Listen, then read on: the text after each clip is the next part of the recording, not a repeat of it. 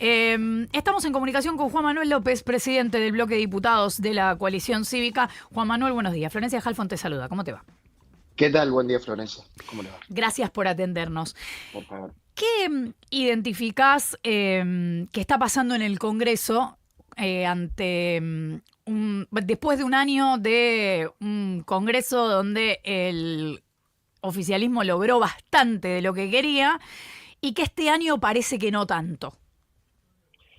Bueno, el desgaste natural de los presidentes, por un lado, ¿no? El paso del tiempo hace que cualquier político se desgaste, y esto ocurre con Milei. A veces muchos tenían miedo o teníamos miedo de un gobierno que se llevaba todo por delante.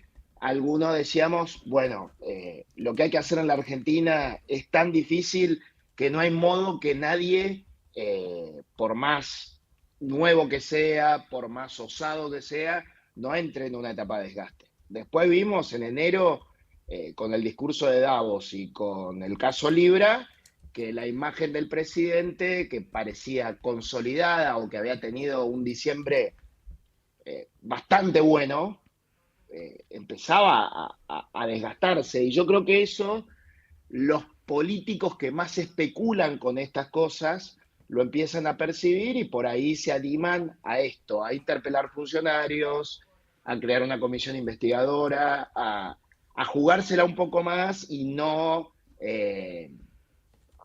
insisto, especular, ¿no? El oficialismo creía que no iba a haber quórum en la sesión y finalmente los diputados de Córdoba, del peronismo de Schiaretti y de Yarlora, bajaron. Eso fue en realidad el hecho puntual que hizo que la sesión se pueda dar. Y ellos habrán, no sé, mirado encuestas, vaya a saber. Uh-huh. O sea, describís un poco el desgaste como finalmente los errores del gobierno, ¿no? Que se empiezan a hacer. Los errores, sí, perdón. Sí, no, por favor. No, los errores y con estos dos que menciono, pero también el desgaste natural de un gobierno que está haciendo un ajuste, un programa de estabilización, que para ser, digamos, justos, lo iba a tener que hacer cualquier presidente, pero bueno, eso tiene consecuencias. Y él lo hace, sin duda, de una manera tal vez más cruel. Juan Manuel, ¿por qué en los pedidos de interpelación no está la secretaria general de la presidencia, Karina Milei, que por lo menos en muchos de los relatos, las crónicas de lo sucedido ese día de la criptoestafa, es quien ha acercado a Javier Milei a muchos de esos protagonistas? En nuestro caso, nosotros pedimos una interpelación del jefe de gabinete como primer medida y discutimos bastante en el bloque si había que incorporar a la hermana del presidente. Y por una razón, primero porque Maximiliano Ferraro y Mónica Frade de nuestro bloque la denunciaron en la justicia concretamente para que Sí. se la investigue y está siendo investigada. Esa razón nos hace pensar que una persona que puede tener responsabilidades concretas y directas en la criptoestafa, va a ir al Congreso solo a decir que no va a declarar contra sí misma. Y eso lo vimos en algunas otras oportunidades en el Congreso y no es bueno. Me parece que empezar el Congreso acusando o investigando a alguien que tiene una responsabilidad directa y que la tiene que investigar la justicia y que se puede llegar incluso a victimizar o a pedir nulidades en un expediente judicial es una buena razón. Otros diputados no lo consideraron y después, a último momento, decidieron bajar a la hermana del presidente de la interpelación. Uh-huh. Después, por otro carril, corre una comisión investigadora que irá viendo qué prueba recolecta, qué hace con eso, si después cita gente y si después, con las conclusiones que llegue, bueno, las incorpora a los expedientes judiciales o qué medida toma. Pero en nuestro caso esa fue la razón, creo que en la de otros bloques fue una razón más negociada, si se quiere.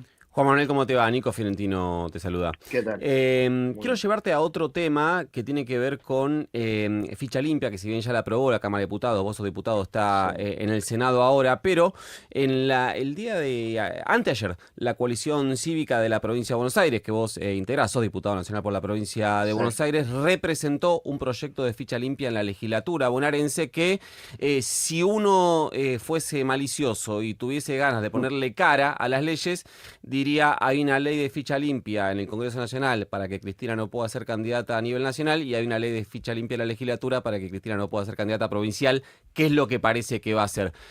Pero como tengo la intención de hablar de los proyectos independientemente de las personas, uno piensa que se legisla para no para un caso, sino para un marco jurídico. La pregunta es, ¿por qué consideran, y además es una ley bastante más fuerte la que presenta la legislatura bonaerense porque ya impide que se presenten personas condenadas en primera instancia? La pregunta es, ¿cómo se puede ser muy crítico del Poder Judicial y a la vez buscar darle al Poder Judicial una herramienta tan fuerte como determinar a quién podemos votar y a quién no? Mirá, primero lo de la dureza del proyecto en provincia de Buenos Aires. Nosotros tenemos el criterio de condena en primera instancia tanto en Nación como en provincia. Cuando se votó en Nación, hicimos una disidencia al momento de dictaminar diciendo nuestro estándar es la condena, porque sobre todo en delitos de corrupción, porque el artículo 36 de la Constitución casi que equipara los delitos de corrupción con los delitos contra la democracia. Eso es un criterio que tenemos desde el año 2017 que presentamos el primer proyecto en nuestro partido, que lo presentó Carrió en esa oportunidad. Después, en términos generales, por supuesto que se legisla en términos generales, no me voy a hacer el distraído. Evidentemente, teníamos presentado proyecto en Provincia de Buenos Aires, en la legislatura porteña y en todos los lugares donde tenemos representación. Ahora esta discusión, yo creo que no nos podemos hacer los distraídos respecto de Cristina Kirchner, porque hay todo como una negociación. Ayer se tendría que haber votado en Senado y se cayó la sesión. Y nadie se hace cargo de quién pidió levantar la sesión. Si fue la Libertad Avanza, si fue el PJ, si fue el PRO. Bueno, si la carta que le enviaron, Juan Manuel, la nota que le enviaron a la presidenta del Senado, que es Victoria Villarroel, está firmado por senadores de la Libertad Avanza, del PRO y de la UCR, no está firmado por el peronismo, ¿eh?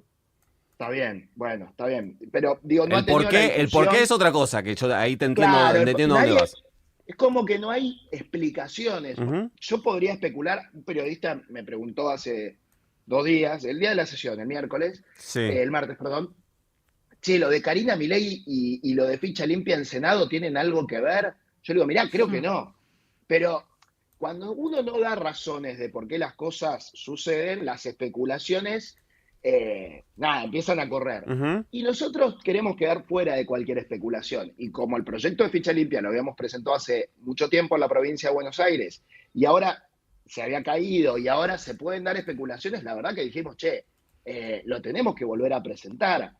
Porque Cristina Kirchner puede ser candidata, o porque Guillermo Moreno, que tiene condena, puede ser candidato, o porque el que sea puede ser candidato con condena. Es cierto, y voy a tu última pregunta, nosotros criticamos mucho al Poder Judicial, porque el problema es que justamente cuando tenés un Poder Judicial tan lento, tan especulador y te diría tan corrupto, son muy pocos los que tienen condena judicial.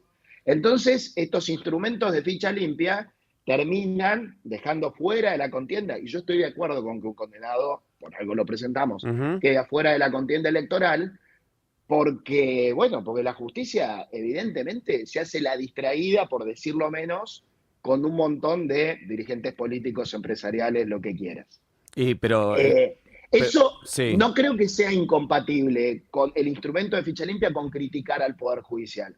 Yo creo que tenemos que auditar al Poder Judicial. Tenemos un proyecto que tiene mucha menos visibilidad que ficha limpia, porque se puso de moda ficha limpia. Y yo lamento, porque no creo que sea la única herramienta. A ver, es una herramienta más la ficha limpia. Yo la expectativa que le puso el PRO a la ficha limpia no comparto. Es como que el PRO dice, a ver, Cristian Ritondo recorrió la provincia de Buenos Aires embanderado en la ficha limpia y no es un paladín de la lucha contra la corrupción. Entonces yo sé que la ficha limpia es un buen proyecto, creo que es una partecita más en una batería de proyectos y medidas de lucha contra la corrupción. Por ejemplo, nosotros decimos, hay que auditar los juzgados, que se hizo una sola vez de Comodoro Pi en 2016, para que se sepa qué porcentaje de efectividad tienen, cuántas causas entran, cuántas se elevan a juicio oral, cuántos procesamientos suceden, en qué tiempos, con datos. Pasa que ahí, Juan Manuel, entramos en una discusión más profunda, y es que una causa no llegue a juicio ¿significa necesariamente que ese juez... No. Claro, ese es el punto también. No estoy de acuerdo, pero saber los datos, saber que en un juzgado y la verdad que solo el 1% llega a juicio, en Ujú. otro juzgado llega el 10%, bueno, ahí podemos entrar a mirar qué pasa en ese juzgado, tener datos objetivos sin saber necesariamente qué causas se están investigando, pero Ujú. decir, che, acá en un mes, no sé, un porcentaje importante de causas ya las cierra, dice que no hay delito. En el otro juzgado tardan 6 meses o tardan 5 años.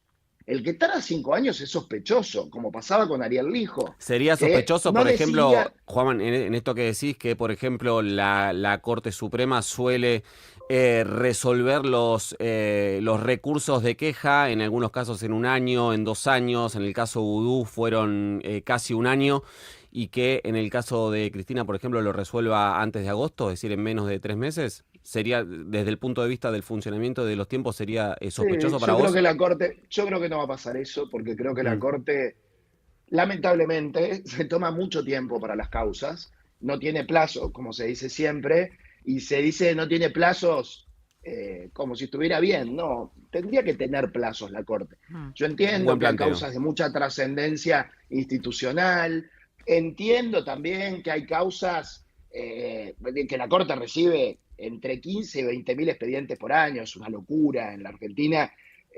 Tenemos una anomalía total, que todo llega a la Corte, todo no, pero digo, llega muchísimo a la Sí. Corte por año, y eso tampoco está bien. Lo que digo es, la ficha limpia está bien, pero tenemos que auditar, tenemos que mejorar los concursos, porque la verdad que las ternas, y esto ocurrió en todos los gobiernos, terminan ocupando los lugares en las ternas que se elevan al presidente para que después proponga al Senado el que salió 10, el que salió 1 y el que salió 18 en el concurso, porque la política juega mucho, la política, los jueces y los académicos juegan mucho con esos lugares, y más allá de que nos guste o no el Consejo de la Magistratura, es lo que tenemos, lo que nos dio la Constitución.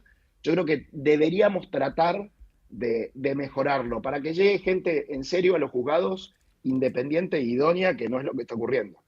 Juan Manuel, antes de cerrar, había sido muy cuestionada la posición de la coalición cívica apoyando el DNU para el acuerdo o la posibilidad de un nuevo acuerdo con el FMI. Te quiero preguntar si la volatilidad de los mercados, la propia y la ajena de los últimos Ujú. días, te hace replantear esa posición. No quiero parecer obtuso, pero no, al revés. Mm. Creo que la volatilidad de los mercados me hace pensar que estuvimos bien, que había Digo, perdóname, en urgencia. el sentido de Sí, para qué se va a usar ese dinero, eso quiero decir. bueno, hay un problema de vulnerabilidad de la Argentina que lo admitió solo José Luis Daza hace, bueno, antes de la sesión en el Senado, que es este funcionario de Ujú. política económica, este viceministro que no había hablado hasta ahora, una persona seria, sólida, que dijo lo contrario a lo que dice Milei. Milei el 1 de marzo nos dijo, hicimos un programa de estabilización sin un plan Bonex, con superávit fiscal y sin tocar el tipo de cambio. No, mentira. O sea, mejor dicho, y sin tipo de cambio fijo. No, hay un Mm. programa con tipo de cambio fijo, con superávit fiscal, con un tipo de cambio que evidentemente está retrasado, y eso genera que las reservas de nuestro Banco Central disminuyan o por lo menos no se acumulen. Y esto empezó a hacer ruido hace bastantes días, cuando se acabó la plata, bastantes meses, cuando se acabó la plata del blanqueo, que llegó más o menos hasta fin del año pasado, donde Ujú. el dólar estaba planchado porque el blanqueo había sido más exitoso de lo que creíamos. Bueno, eso se acabó, el mercado se dio cuenta, empezó la volatilidad, el gobierno dijo, tengo que ir al fondo, porque no tengo otra alternativa. Al gobierno le hubiese gustado ir al fondo el año que viene, no este. Mm. Y en el medio apareció Trump, ¿no? Con esta locura total. Yo creo que más que nunca es necesario hacer un acuerdo con el fondo. Creo que el gobierno tuvo torpeza en cómo lo fue anunciando, pero me parece que si vamos a una flotación, era necesario sanear el balance del Banco Central. Vamos a poder acumular reservas, probablemente se retrase el proceso de estabilización y el gobierno no tenga todas buenas noticias para dar. Y eso puede ser duro en los próximos 2 o 3 meses, pero es lo necesario para que no estalle la economía más adelante. Juan Manuel López, presidente del bloque de diputados de la coalición cívica, gracias por habernos atendido. A ustedes, muchas gracias. Un abrazo.